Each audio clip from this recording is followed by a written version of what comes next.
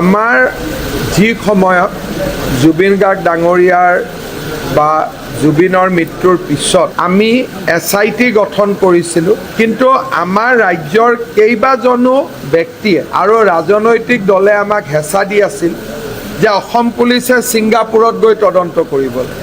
আজি যদি আমি ছিংগাপুৰৰ ওপৰত ফ'কাছ কৰিলোহেঁতেন, আজি দিনটোতে জুবিন গাৰ্গৰ হত্যাৰ তদন্ত শেষ হৈ গ'ল। আজি গধূলিয়ে আমি সকলোকে মুকলি কৰি দিব লাগিলে। অসম চৰকাৰে প্ৰথমৰ পৰাই দৃঢ় স্থিতি লৈছিলে যে ছিংগাপুৰৰ লগত আমাৰ সম্পৰ্ক নাই, কাৰণ হত্যাৰ যিটো ষড়যন্ত্ৰ সেইটো অসমত হৈছিলে, সেইকাৰণে অসম পুলিচে নিজাকৈ তদন্ত কৰিব। মই এটা ষ্টেণ্ড লৈছিলোঁ যে ছিংগাপুৰ পুলিচতকৈ অসম পুলিচে এই হত্যাৰ তদন্তটো ভাল কৰিব পাৰি। আৰু আজি অসম পুলিচৰ তদন্ত ভাল হোৱাৰ কাৰণে ছেপ্টেম্বৰৰ ক'ব গ'লে অক্টোবৰৰ 1 তাৰিখৰ পৰা আজিলৈকে শ্যাম কানু মহন্ত, সিদ্ধাৰ্থ শৰ্মা, অমৃত প্ৰভা কোনেও জামিন পোৱা নাই। আজি আকৌ এবাৰ প্ৰমাণ হ'ল যে জুবিনক লৈ বিজেপিয়ে ৰাজনীতি নকৰে, বিজেপিয়ে জুবিনক সঁচাকৈ ন্যায় দিবৰ কাৰণে প্ৰচেষ্টা কৰিছে আৰু আমি এই চেষ্টাত আমি সফল হ'ম। যিবিলাকে বাৰে বাৰে ছিংগাপুৰ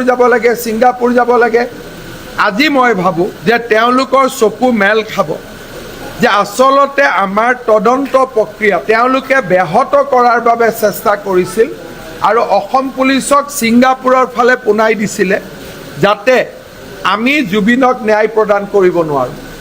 আজি আপোনালোকে মনত ভাবক, অসম পুলিচে যদি ছিংগাপুৰ কৰি থাকিলেহেঁতেন আজি আমাৰ কি অৱস্থা হ'ল। সেইকাৰণে মই মোৰ ৰাস্তাত অটল হৈ থকাৰ কাৰণে, অবিচল হৈ থকাৰ কাৰণে আজিও জুবিনৰ হত্যাকাৰী এজনেও জামিন পাব সক্ষম হোৱা নাই। আৰু যদি আমি ফেচবুকত যিসকলে লিখে বা যিসকলে আমাক বেয়া পায়, জুবিনক ভাল নাপায়, আমাক বেয়া পায়, ইয়াত কেটেগৰী দুটা আছে, জুবিনক ভাল পোৱা আৰু আমাক বেয়া পোৱা। আমাক বেয়া পোৱা মানুহখিনিয়ে হত্যাৰ তদন্তৰ যি মূৰ লোৱাব খুজি ছিংগাপুৰৰ ফালে পঠিয়াই দিলেহেঁতেন আজি আমি মূৰত হাত থৈ বহি থাকিব লাগিলে। ভগৱানে আৰু এটা ষড়যন্ত্ৰ বিফল, আৰু ভগৱানে আমাক সহায় কৰিলে যে জুবিনে ন্যায় পাওক। আজি অন্ততঃ 6 মাহ হৈ গ'ল, অক্টোবৰ, নৱেম্বৰ, ডিচেম্বৰ, জানুৱাৰী, ফেব্ৰুৱাৰী, মাৰ্চ মাহ হৈ গ'ল, 6 মাহ এজনেও জামিন পাব সক্ষম হোৱা। গতিকে আপোনালোকে চিন্তা কৰক, আকৌ এবাৰ পুৰণা ফেচবুক পোষ্টবিলাক উলিয়াওক, কেনেকৈ ছিংগাপুৰ কৰি